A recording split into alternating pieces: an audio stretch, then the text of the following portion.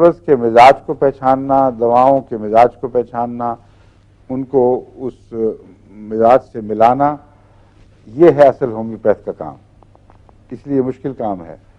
اب ایلوپیتھی میں تو ڈاکٹر کوئی سیڈیٹو دے دیں گے تو گھر آ کے آرام سے سو جائیں گے، چاہے مریض کا برا ہی حال ہو جائے پیچھے، کیونکہ اصل بیماری نہیں نا پتہ لگی.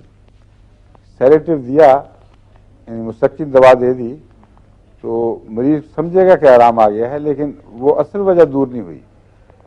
اس کی وجہ سے بعض دفعہ پھر اریٹیشن بڑھتے بڑھتے وہ مستقل بیماری بن جاتی ہے، ایک اور بیماری پیدا ہو جاتی ہے اس سے، اور وہاں پھر سیڈیٹو کام نہیں دیتے، پھر اور دوائی تلاش کرنی پڑتی ہے.